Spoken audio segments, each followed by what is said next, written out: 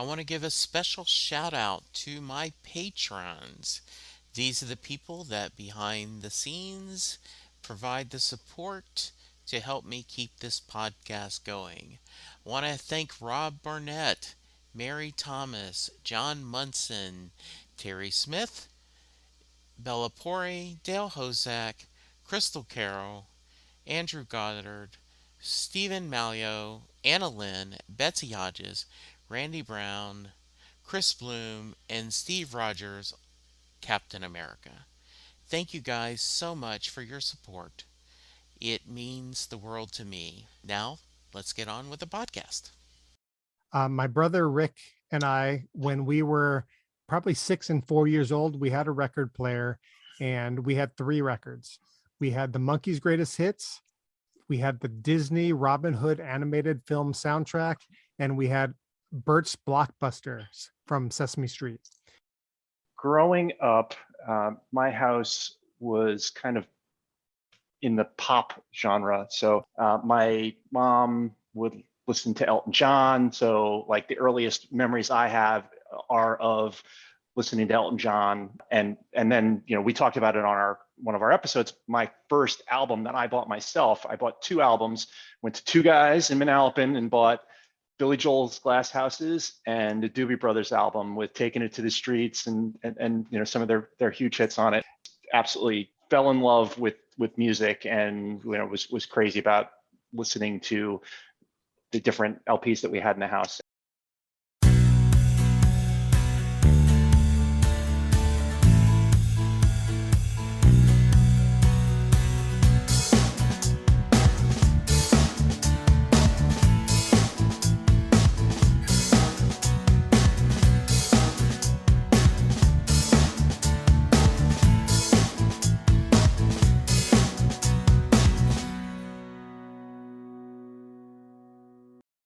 Hello, everyone, and welcome to a new episode of Set Listing Bruce, your podcast all about Bruce Springsteen, his music, and mostly his fans. I am your host, Jesse Jackson, and we are kind of sort of getting off the Bruce Springsteen train, though I'm sure he will come up as he normally does. I have two fellow music podcasters joining me today. I have Tony and I Hi. have Bill. Great to join you today, Jesse. Yeah, so thanks, guys. They do Bill and Tony's Excellent Adventure. I can't wait to get more information about that. To start out with, Bill and Tony's Excellent Adventure in music. Bill, give us your elevator pitch first. Tell us a little bit about who is Bill. So I am a dad. I am a technology executive. I am a music lover. And I love baseball. And Tony and I have been friends forever, for a very long time. We've known each other since high school. And we hang out, talk music, talk baseball, talk a lot of things, but really just kind of fell into talking music a lot more lately. So we've talked about a lot of things for a long period of time, but music really hasn't been one of them. So it's kind of funny that, for two people that have known each other for as long as we have, I think we both didn't quite appreciate how much each of us love music. Who's your favorite team? Who's your baseball team of choice? I'm a Yankee fan. I grew up, in New Jersey, big Yankee fan, and struggled with some really bad teams in the 80s when I was a high school student. Brutal teams, and enjoyed some good times too. Absolutely. And Tony, how about yourself? Yeah, so staying on the baseball front. So that's how we initially bonded 35 years ago, sophomore year in high school, was over Yankees baseball. So also a Yankees fan. Basically the same bio as Bill. Dad, I've got twin 13-year-olds, a boy and a girl, who are just finishing 7th grade today and happily married, love music, love sports. And when we say that we fell into a podcast, I like to say that I taunted Bill into a podcast. Okay, you're the he literally did, yes. Yes. So Bill, for at least 6 months, maybe a year, had been talking about this. Oh yeah, man, I'm listening to every album on the Rolling Stone Top 500 list, and I'm listening to them deeply, and I'm taking notes and I'm ranking them myself. So finally, after months of hearing him talk about this, I said, listen, stop talking to me about this and do a podcast. And he said, well, I'll do a podcast if you do it with me. And that's how we've done 11 episodes of our show. Well, I've sampled the episodes. I've enjoyed. I of course had to listen to the Bruce one first because hey, I do a Bruce Springsteen Of podcast. course. Really liked, enjoyed your non-spoiler free of the new Top Gun. I Oh, thought that thank was a you. fun episode. And today I started the Billy Joel episode. So and I'm about just getting into it and enjoying it. So I think you guys have a nice, it's, you could tell you're friends and you've been kind of have a comfortable communication between you guys, right? I think that's very clear, the chemistry that your friendship comes across on the podcast. Thank you. Yeah. We try to make it a conversation as much as Yeah. possible. So which is why we were kind of excited to come on your show, because the format is a conversation, which is what we enjoy doing. So Yeah, absolutely. All right, so I always like to start at the beginning. So I'm going to pick on you first, Tony. You already mentioned growing up, but what kind of music were your family listened to when you were growing up, when you were a kid? What are your musical roots? So I'll answer this in two parts. The first is my brother Rick and I, when we were probably 6 and 4 years old, we had a record player and we had 3 records. We had the Monkees' Greatest Hits, we had the Disney Robin Hood animated film soundtrack, and we had Bert's Blockbusters from Sesame Street. So that's what we had in our room growing up. And then as far as what was playing with my folks, my dad had roughly around 50 LPs. So not one of these, folks that had thousands of albums, but he had, a 50 record collection. But the one that I remember most is the Beach Boys Endless Summer Greatest Hits collection. I want to get to you, Bill, but I have a story about Endless Summer. I graduated high school in 1977, so I'm older than dirt. And I had gone through a phase. I loved AM radio. Like everyone else, I had a clock radio, and that's what I listened to. And a bunch of my buddies were into Kiss. And so I had bought in Kiss Alive and Kiss, Destroyer. And so I loved Elton John and Kiss and, normal top 40 radio. And I went to a Montgomery Wards Nice. on a Saturday night and, just nothing to do. And I walked through Montgomery Wards and they had the music section, right next to the furniture and everything. Mm-hmm. And they had 8 tracks and they had Endless Summer on sale. And I went, oh, I wonder who these guys are. And so I picked up the 8-track, brought it to my car, and I plugged it in, and I had never heard harmony like that before in my life. Yeah. I mean, you go from Kiss, which I love, Sure. I to all of a sudden Brian Wilson and his brothers and that song, that became that was my first musical obsession, Brian Wilson and the Beach Boys, because of that 8-track. So yay, having that album. Yes, that is, yes. All right, Bill, how about you? So growing up, my house was kind of in the pop genre. So Yeah. My mom would listen to Elton John. So like the earliest memories I have are of listening to Elton John.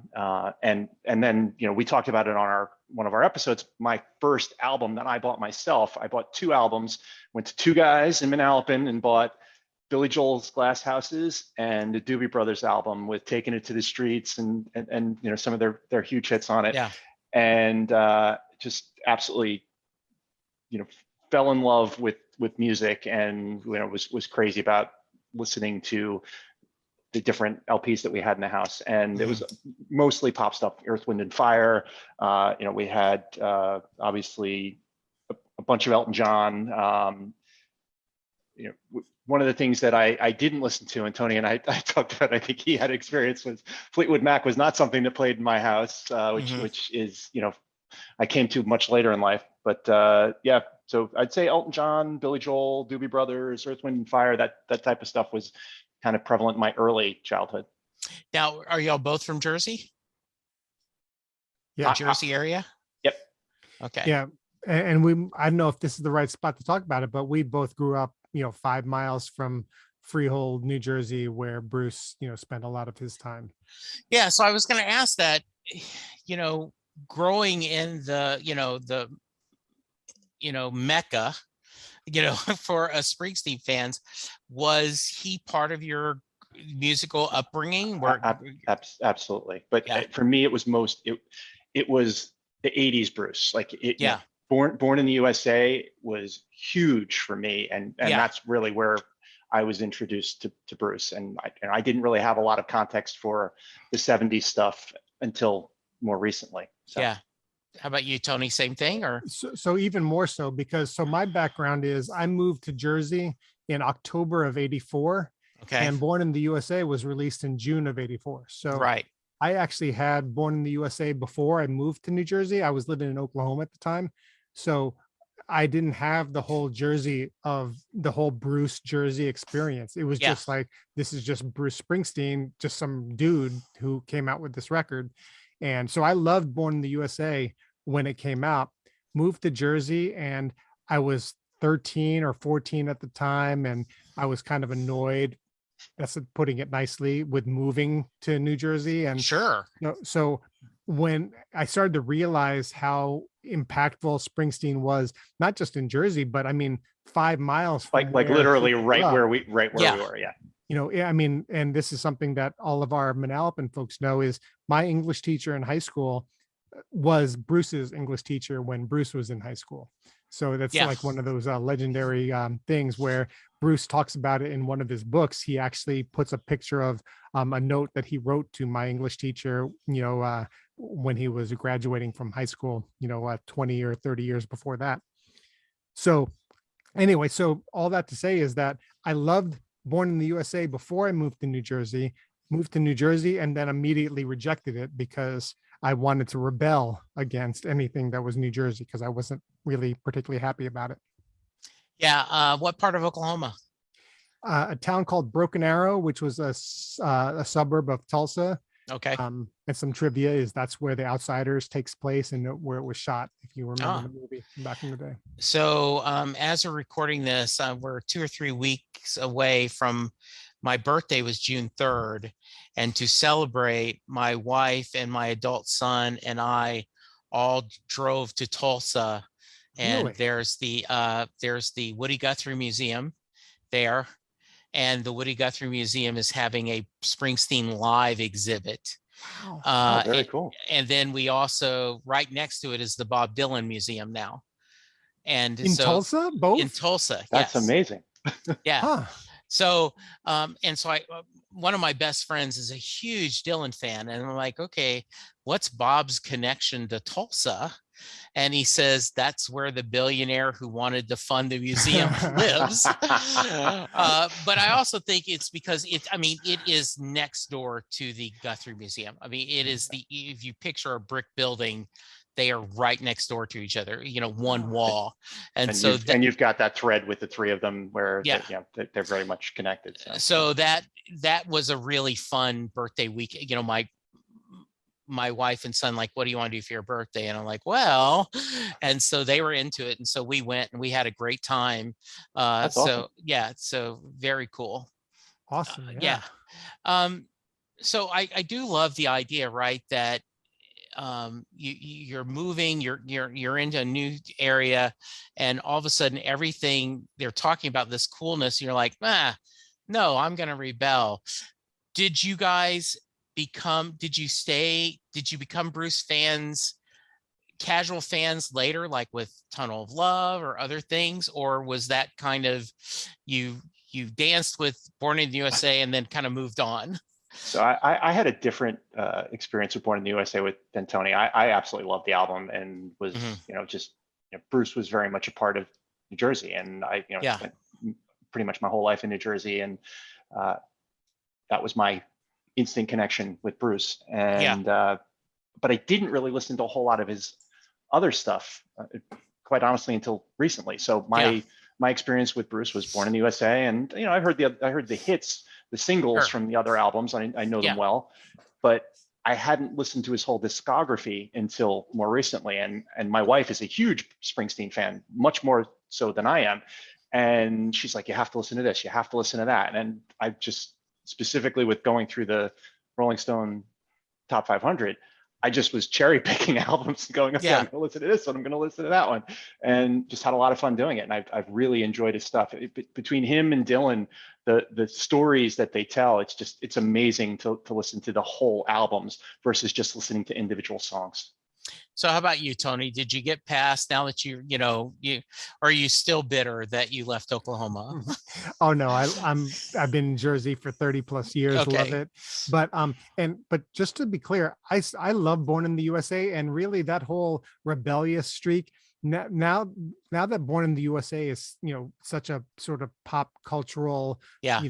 touchstone, I love it when I think about Born in the USA and I cut off Born in the USA, the title track, Glory Days and Dancing in the Dark. And to me, the rest of the album is still an amazing rock and roll album. Yeah. And I'd say to people, and we were just talking about this in a group chat for our fantasy baseball league, that, the No Surrender and Cover Me in Darlington County, I'll take those over any of those other three, the big three hits that everybody knows. Those three songs are amazing rock and roll songs. Yeah. No Surrender has special meaning to me. 2015, I was diagnosed with colon cancer. I'm fine. I always like to stress that now, but that was one of the songs, that No Retreat, No Surrender, playing on that was on my F Cancer playlist. And there is, I always tell the story. We were at the Houston and, MD Anderson. huh? MD Anderson? No, we were Houston at a Springsteen show. And so these two brothers, had us, one of them said, I busted my brother out of class. Can we sing No Surrender with the band? And so it was in 2014. And so if you Google No Surrender Houston 2014, you will see these Flores brothers get on stage dancing and screaming with Bruce. And I believe it is one of the definitions of joy, watching these two guys just go crazy, singing No Surrender with the band. Oh, that's amazing. Yeah. So I want to move to the podcast just a little bit. I think it's a great idea to go, but Bill, why did you decide that you needed to embrace or to expand your musical understanding that because a lot of us talk about this, like, oh, we should go through the top 100 FI films in order, right? And then about 3 or 4 like, let's just watch a Seinfeld rebuild. So talk to me about why you decide to explore that, and then we'll get to Tony about kind of calling you out, like, hey, if we're going to do this, let's do it right. So I started reading articles about the list and picking through the list, and I just was like, I liked a lot of the stuff on it, but I was also like, I don't know if I'd rate it there. And Tony and I joke a lot about lists. I'm a list guy. I like lists. I like making lists. I like evaluating lists. It's just fun. So for me, looking through that list and going through it, I'm like, okay, there's a lot of things that I know, but there's also a lot of things I don't know, and I don't know well at all. And I felt like I didn't really have a great perspective on a lot of it. And I'm, just turned 50, pandemic going on. And I'm like, you know what? I want to do something different. I want to stretch my comfort zone. I want to, listen to music that I've never listened to before, see if I enjoy it. And I'm going to listen to it end to end. And I want to get the whole album experience. I don't want to just cherry pick songs. I want to get the whole album. I want to get the story the artist was telling. I want to dig into the history of the artist. I want to read up about, what was going on at the time. I want to look at the album art. I really wanted to look at the whole picture of each of the albums. I have my spreadsheet. I put all of the 2020 Rolling Stone top 500, the 2012, the 2003. I even have the NME list on my spreadsheet. So I'm going through it, and I'm pretty much through the 500 from 2020. I'm now making my way through the, there's obviously cross pollination from those lists, but I'm making my way through the rest, and it's really helped me grow. I mean, there's music that I just dismissed out of hand when I was younger that, just had whatever connotation for me. Like, I was not a Pink Floyd fan when I was younger. Yeah. And I'm like, I'm an idiot. Pink Floyd's phenomenal. The absolute, orchestral components of what they do is just phenomenal. And I just have so much of an appreciation for it now. So it took me time to get there. And I just, maybe it was the pandemic, maybe it was midlife crisis. I don't know what it was, but I just started enjoying music and try to find the things that made me smile, and listening to an album and starting going through that made me smile, and then being able to talk about it a little bit, and bouncing it off Tony, going, hey, have you listened to this album? And he's listened to a lot of them, so we're had something to talk about. So Tony, I've Skip and Josh do a podcast. They're two Canadian guys, and their origin story is every Saturday they would call each other. They used to live in the same city. One of them moved away, and so every Saturday they would schedule time, and they would call each other, and they would just shoot the breeze, right? Mm-hmm. And mostly talking sports, talking whatever's going on. And, after a couple of years, you tell them, they go, we should just record this and put out a podcast, right? And that's what, Skip and Josh does. And, and then when the pandemic happened, they changed their format because there was no sports to talk about. And they now pick top sevens. They said everyone does a top 10, top 5 isn't enough. We're going to pick 7. And then they just pick your top 7 Goldberg episodes or your top 7 movies that are worth rewatching. So had you had experience in podcasting, or were you a podcast listener? What made you think of, okay, Bill, if we're going to do this, let's do it let's do it right? Jesse, what a great question. So no, as far as experience goes, yes, listener, and no free plugs, but free plugs. I listen to the Ringer Network, and I love the breadth of the programs they offer, spanning movies, TV, and music. So, okay. So particularly during the pandemic, I really listened to a ton of their podcasts. So that's probably why it was fresh on my mind when Bill was just talking incessantly about these albums. I just said, well, geez, let's do a podcast. And he took me up on it. So who figured out the mechanics, and who does recording, who does the editing, who does posting? I think you guys take turns hosting, from what I can gather, right?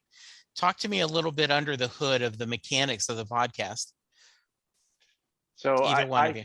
I got us up and running from a technical perspective. Okay. Had to do all of the research on how to do that, which was kind of a task in and of itself. Yes, it is. And figuring out how to get it on every single aggregator and get it out there so that people can see it and have at it. Got our domain, got our website, got all of that stuff. As far as the editing goes, we actually share editing duties, which is something that we enjoy doing, because we both get a cut at it. We both have perspective on the story that we want to tell. So I think that's been really great. So we try to balance that, and what we're trying to do is trying to make it so that we have this, if it's 4 hours of editing or 8 hours of editing, we'll try to split it in half and say, okay, this is what it is. And we're trying to shorten that editing to as little as we can possibly do. But it's probably been more editing than I would have thought going into it, to be very honest. So I gave up very quickly and decided that I'm going to cut the preamble before I count us down, and I will cut the afterwards where I go, I say goodbye and we wrap up. And then if we have a major, like the dog barks or the phone rings, and then I just let it roll. I keep all the and just because I just gave up. It's like I'm gonna spend 6 hours working on this hour podcast, and it's sucking the joy out of it for me. Mhm. I applaud you guys for being more stronger than I am.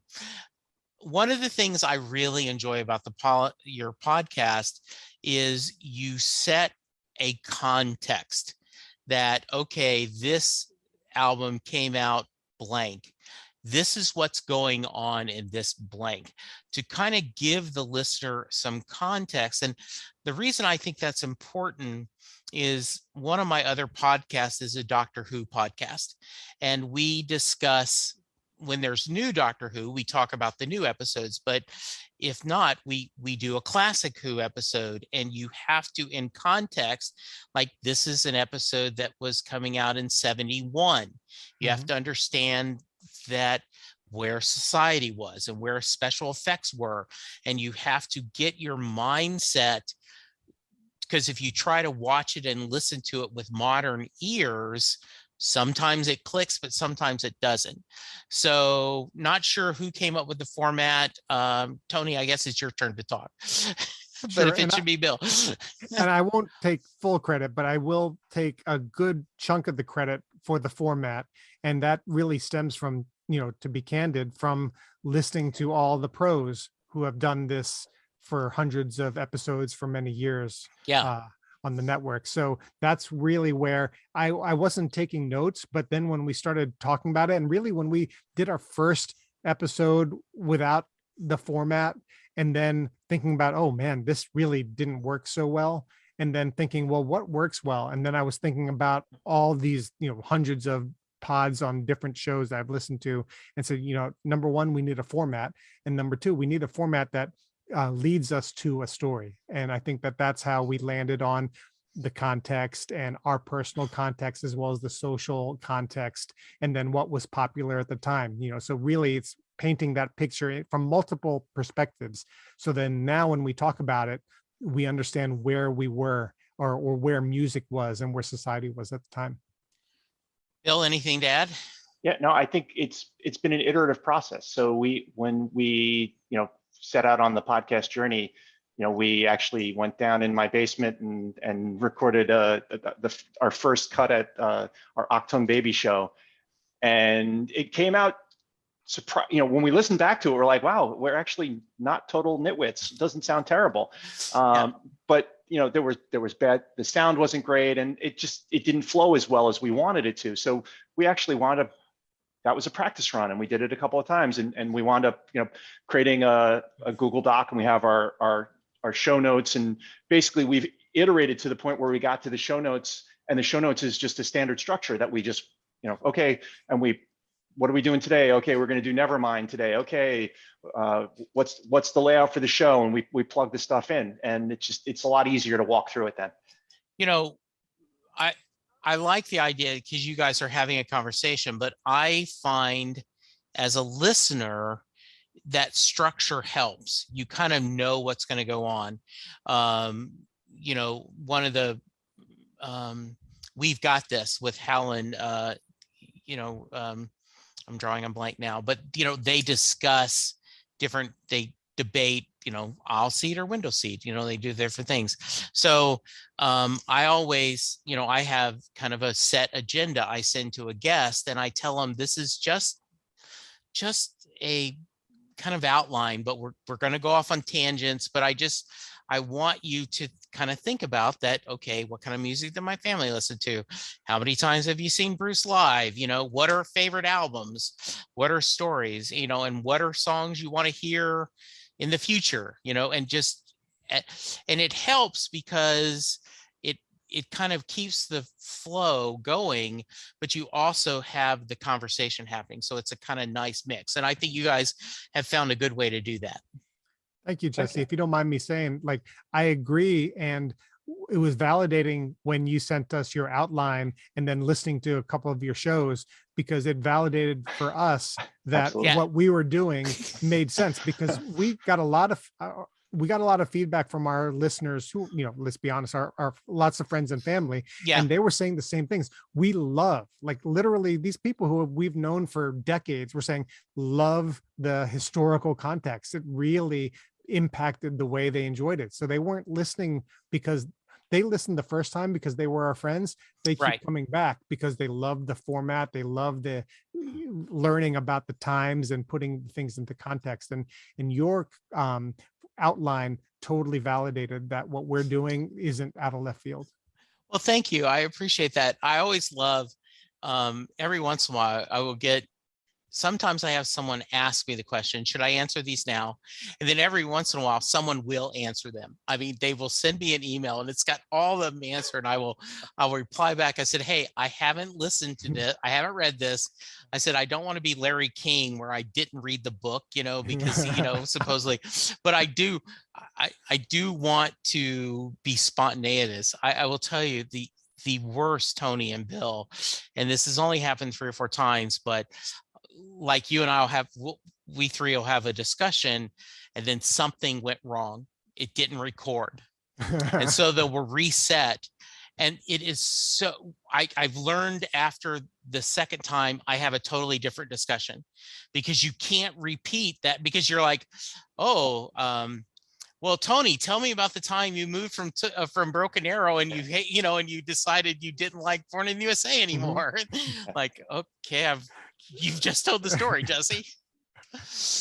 Yeah, that's one of the things that we found with the editing where, if there's a little section where it doesn't sound right, it sounds off or we didn't like it and you try to like snip in a clip, it just doesn't sound right. No, it doesn't. Like we wind up, just doing it again.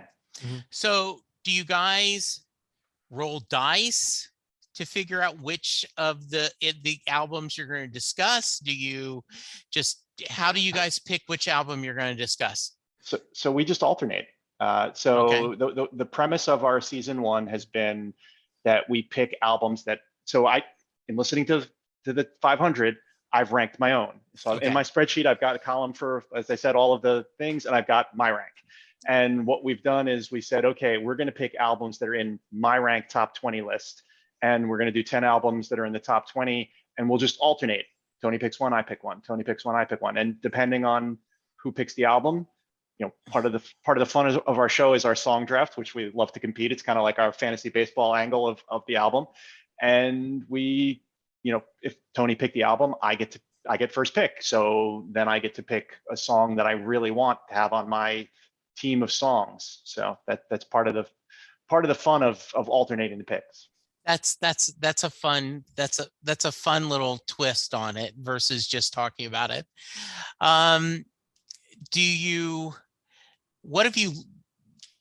Has doing the podcast taught you anything? Or things that about yourselves or the music? What's changed about it? Now that you've been doing this for several months. Jesse, I love this. I'm so thrilled that you asked this question because my brother, Rick, is just 2 years younger than me. So literally this weekend, he said, I love the podcast. My favorite part about the podcast is listening to your personal journey of self-discovery on just different aspects of your personality and why they came about. And this journey of self-discovery happened only because I had this microphone and we were talking about these albums, and that's where all of this came out. And then my brother and our listeners all heard this while I was working through this on the air. How about you, Bill? Anything? Yeah, no, I'd say similar. It's really taught me a lot about the things I like, the things I don't like.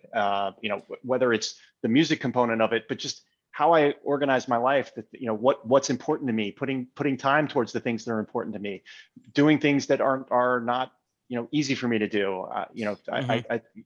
If you would have told me 5 years ago that I'd be doing a podcast and be talking to people and out in front of a large audience of people, I would have told you were freaking crazy. Yeah. And I enjoy doing it. I enjoy doing it because it's stretching me. I'm learning about myself as I'm doing it, and I'm trying to make myself a little bit better every day. And I don't always do that, but I try. Yeah. So, you guys did do Born to Run. So give me some thoughts for my listeners who I hopefully will go and check out your episodes. That's part of the reason I'm having you on is I want to share the gospel. But give me some thoughts about, listening to Born to Run and whose pick was that? I think it So was Bill's it because I was it think I was had first pick, right? Okay. it was my pick. Yes. Okay. So Born to Run is in my top 20. It's my 16th ranked album of all time. Absolutely love the album. And when we were deciding albums to do, I wanted to think of something that people would be excited about. And Bruce is, we live in New Jersey. Bruce Sure. is, obviously something people get excited about, and whether you're in Jersey or not. And Born to Run, listening to it again and again, and we, to do the podcast, I think, Tony, how many times do you listen to it? 20 plus times? I mean, we just listen to it over and over and over again, and just try to get little nuances and pieces and how the album was structured, and one song into the next, and what's a main piano track, and where is this, the sax really heavy, and all those little nuances that I didn't get in just knowing some of the hits from the album, which again, that's Born to Run to me was, I knew Born to Run, I knew Thunder Road. I didn't really know every song on the album really well, but my favorite Bruce song of all time is Jungle Land. I absolutely love Jungle Land. That song just, it's when I listen to the album, I'm like, I can't wait to get to the last track. So Yeah, absolutely. It's good. Yeah. I should know this. Where is it ranked in Rolling Stone's list of albums currently? So it's I have it too higher. So it's 18 on Rolling Okay. Stone's list. It's been 18 the past couple Okay. of cracks. So I have it at 16, but it's 18. Okay. Very nice. Any thoughts, Tony, on Born to Run? Just that I can't believe how good of an album this is, and it's just the structure of it. I love the way he's ordered the songs on both sides, and just the 8 tracks. To me, it's practically a greatest hits album, and of course he's got a million great tracks, but Born to Run is, everything is a banger. It's just amazing. Yeah. And Jesse, that's one of the things that when Tony and I go through the albums, we're always like, what track would you not have included in it? If you were the producer on this album, what track would you have dropped? Yeah. And Born to Run, there's not a track I would drop from this album. I mean, it is just a nice 8-track, perfect layout album. Yeah. Jesse, one of the things that disappoints us is when we listen to these albums and it's just like, if only they had cut off, instead of putting 12, they put 11, because that 12th song just, kind of takes everything down just a little bit of a notch, and Born to Run doesn't have that. That's interesting. Yeah. Have you guys seen Bruce perform live? I've seen him live at stadium shows. So Okay. I saw him at Giant Stadium a couple times. Okay, good. And you, Tony?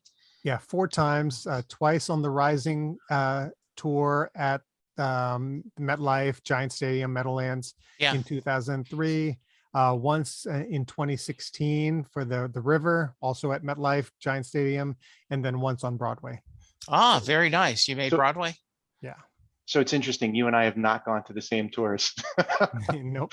Which shows have you gone to, Bill? So the Magic tour in 2008. So that was I saw a couple shows on that tour. So okay, very nice, cool. Tony, what'd you think of Broadway? The Broadway show was just so amazing, and so I consume a lot of television and movies too. So I recognize the fact that it was definitely semi-scripted, based on his book. Nevertheless, the stories to be told in person in such a small venue, I mean, it must have been no more than 1,000 people, probably less. Yeah. And then just him talking, but then there's also a piano and a guitar, and then Patty comes out and does an incredible couple of duets, particularly Brilliant Disguise. And so I can't, I actually haven't seen it on TV because I know it's available to stream. Yeah. But in person, it was just an amazing experience. My son watched it the first time for like Father's Day last year. And then when we were in Tulsa, we decided we were all tired. And so we just ordered pizza at the Airbnb. And Chris said, well, for your birthday, let's watch, Bruce on Broadway again. I'm like, okay, I'm not going to complain. Mhm. And he keeps saying over and over again, he goes, how does he do that? He says, I'm an emotional wreck watching it and, telling these stories. How does he just, okay, I'm going to bare my heart. And then tomorrow I'm going to do it again, Mhm. So Yeah. that's pretty good. All right. So what's the plans for the podcast? Where do you want to go next?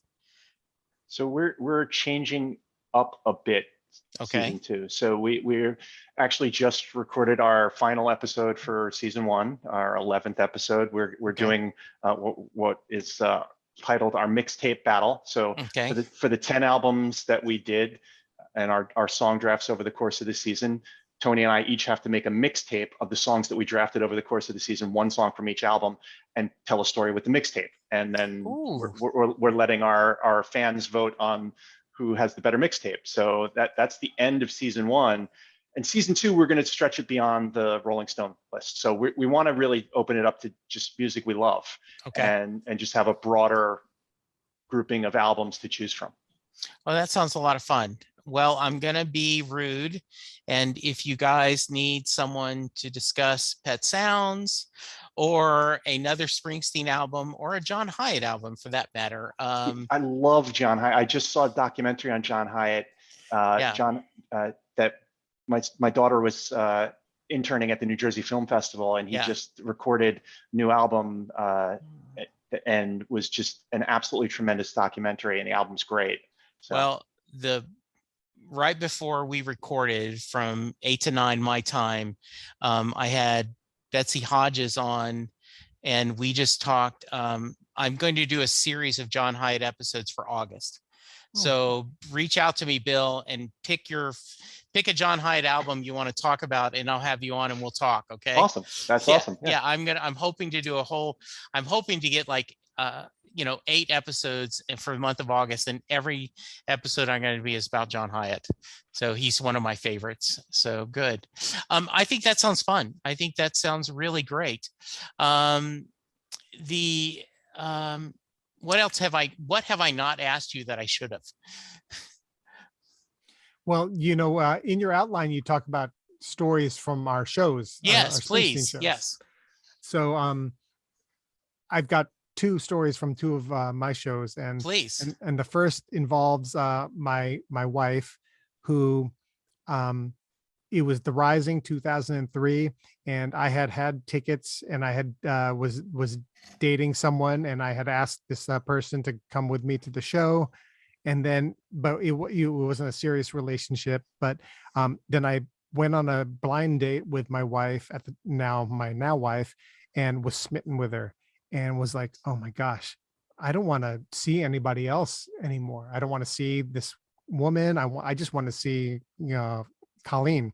Yeah. So I told the woman I was dating, I said, I can't make the show. Here's the tickets, gave her the pair of tickets, bought another pair of tickets, and took Colleen, and spent the whole night looking over my shoulder, hoping that I didn't run into her at the stadium. I love that story. That is a great story. Yeah.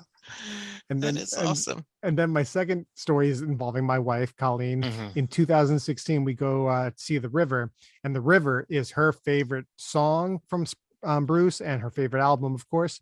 So it's the River Tour, and now we've got twin at this point in time, 8 or 9-year-olds. We're in our 40s. So, and as you know, Bruce does 4-hour shows. It's dead middle of August. It's hot. It's muggy. It's New Jersey. We're older. We've got young kids. And after hour 3, we're just like, oh gosh, we want to go home. Yeah. But he hasn't played The River yet. And Colleen's saying, we can't go until he plays The River. This is the River Tour. We can't leave until he plays The River. He didn't play The River the whole show. She So was so mad. this was the second leg of the tour where he wasn't doing the river in order, right? I guess. I Yeah, mean, yeah, obviously, yeah. yeah. That's yeah, because the first part, right, he played the river in order. Then they went to Europe. He stopped. And then when he Yeah. came back, so I was at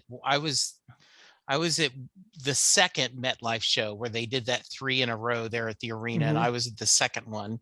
So yeah, how about you, Bill? Not just Bruce So, stories. Are there other concert so, stories or so- shows that you want to well, share? so kind of a Bruce adjacent story. Yeah, So my wife and I and our oldest daughter just went to see Coldplay, the Music of the Spheres tour, and it was their last shows in the East Coast. I think they had one show in Florida yeah, afterwards, but so they had two dates at MetLife in New Jersey, and we had tickets to the Saturday show. So we go to Saturday's show, and we know they're going to bring out a special guest. We're like, okay, it's going to be Bruce. It's probably going to be Bruce. Maybe it'll be Bon Jovi. Like it's going to be somebody good.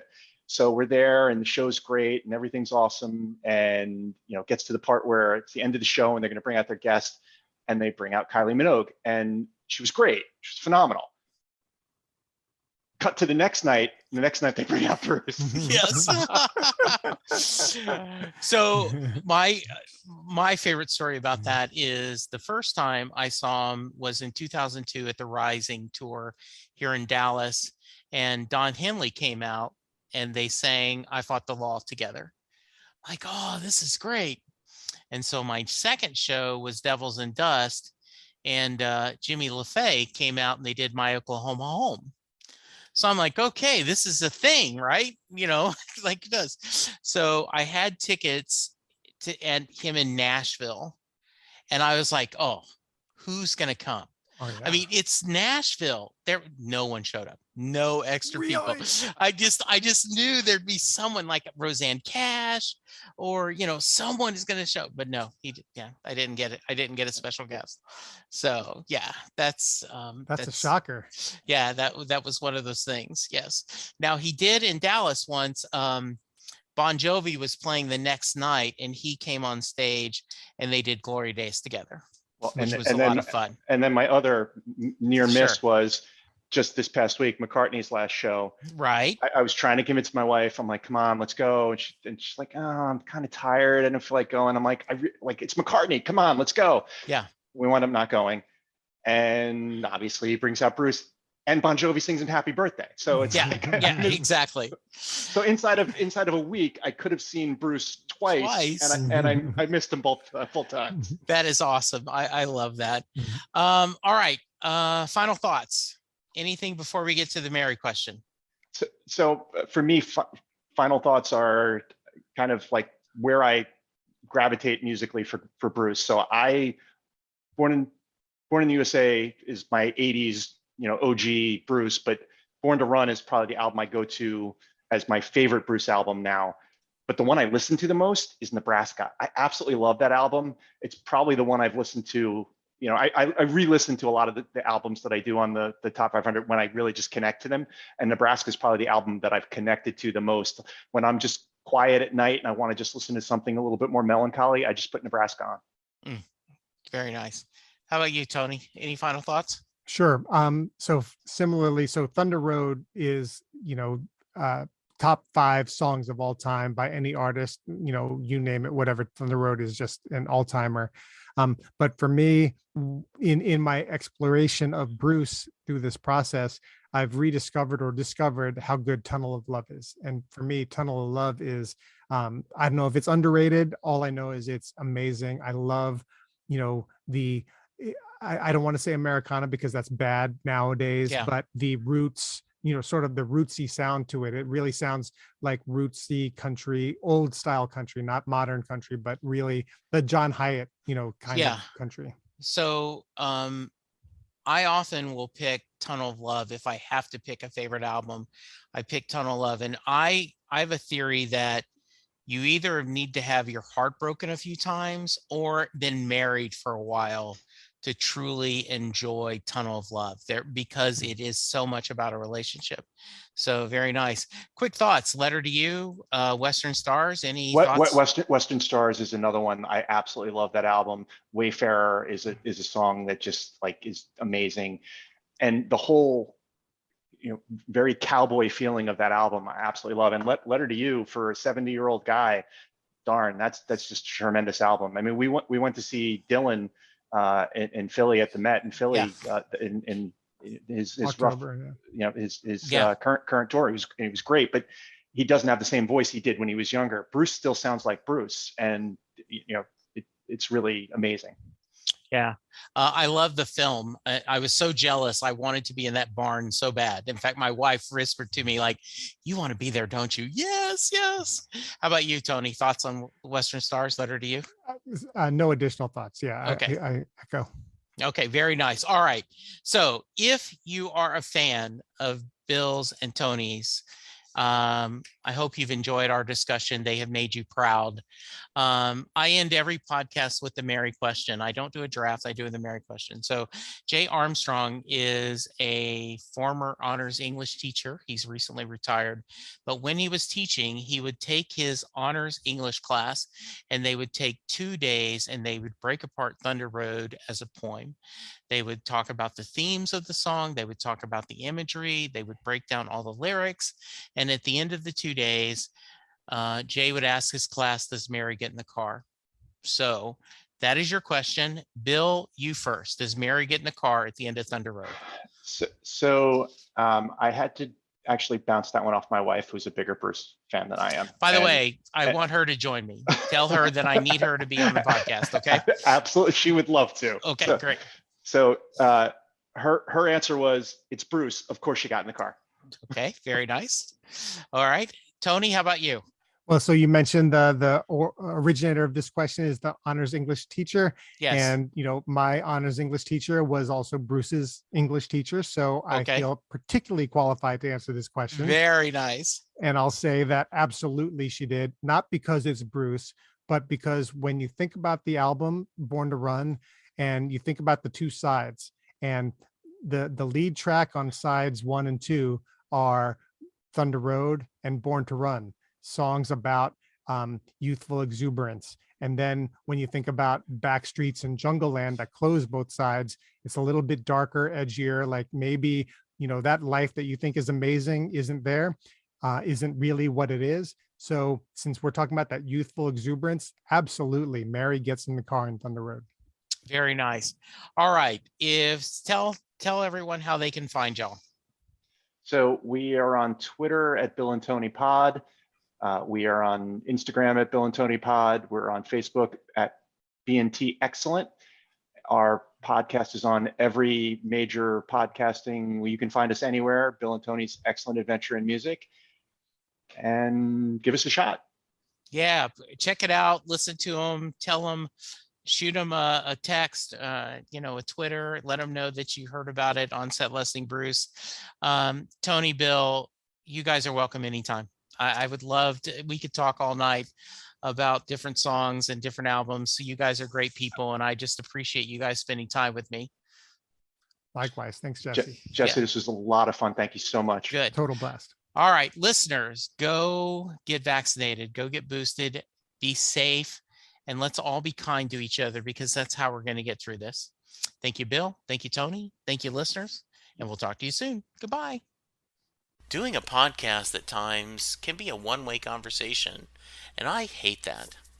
So please let me know what you like and don't like about the work I'm doing. You can reach the podcast via email at setlistingbruce@gmail.com. The show is on Twitter at SetListingBruce, and my personal Twitter is at JesseJacksonDFW. You can support the podcast by subscribing via your favorite podcast player and leaving us a review. The more reviews we have, the easier it is for people to find us. And please tell a friend about the podcast, especially if they love Bruce or music, because it will make a difference.